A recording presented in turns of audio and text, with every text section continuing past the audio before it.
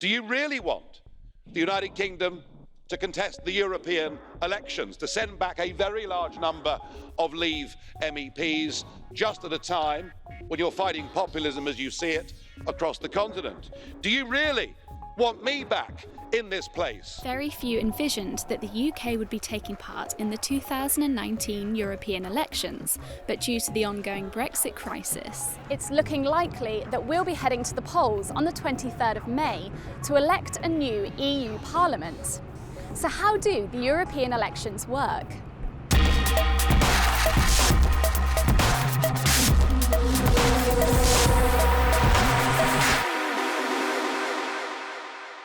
The EU Parliament elections happen every 5 years. And historically, us Brits aren't great at turning up to them.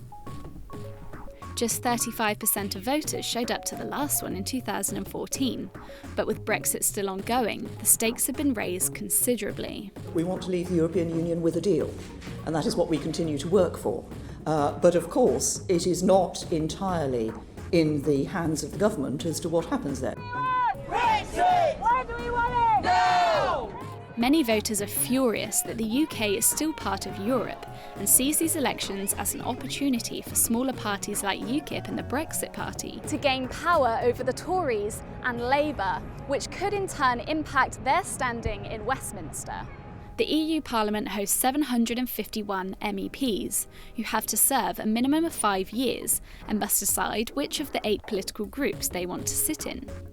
But they're not all strictly parties. Some are unions made up of MEPs who hold similar ideological views, and some are known as non-attached members, who don't belong to any political party at all. But how are MEPs elected in the UK?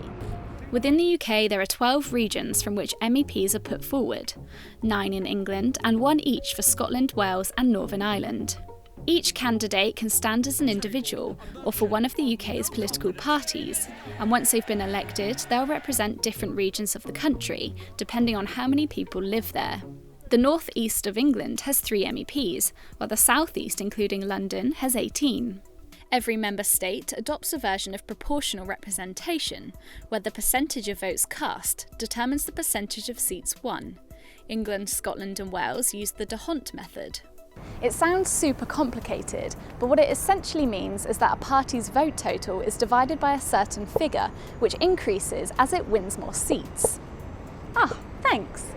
For example, after all the votes are counted, one party will have the highest total votes. You give them their first MEP, add 1 to that, and now it's 2. That party's total is then divided by 2, and then you take the next party which holds the highest starting total, give it an MEP, add 1, and then divide it by 2. Each time a party gets an MEP, that number is added by 1, and then that number is divided by its starting total number, and the process repeats itself until all candidates for the region are appointed. D'Hondt say, I didn't warn you. This method tends to favour smaller parties. In the last EU elections in 2014, Nigel Farage led UKIP to a storming victory, which saw them finish with 27.5% of the vote and a total of 23 MEPs. This party has done something that hasn't been done for over 100 years. We have won a national election in this country, and I'm immensely proud of that achievement. I really am.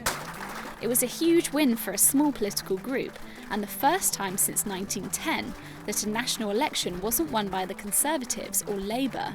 This year, Farage has entered the fray with his new Brexit Party, which wants to make sure that the UK will leave the EU as quickly as possible. We're going to use these elections to change things. I said many years ago that I wanted to cause an earthquake in British politics. Well, now, what I'm fighting for, and with your support, what we will attempt to achieve is a democratic revolution in British politics, because that is what we need. Meanwhile, on the other side of the Brexit divide is a group of pro-Remainers called Change UK, who were formerly known as the Independent Group, and they want the UK to remain in the EU and are campaigning for a second referendum.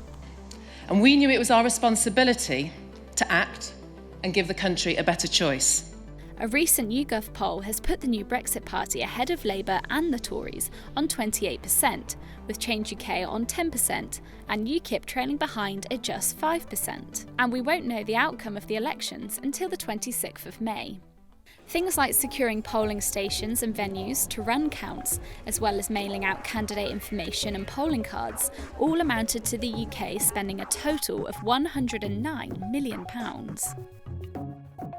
But the government has said that if by some miracle Theresa May gets a deal through before May 23rd, then it will reimburse local returning officers' expenses who are responsible for running elections. If the UK does participate, the 73 MEPs would cease to be members once the UK has left the EU. Arguably, one of the biggest uncertainties is how many of us Brits will actually turn up and vote.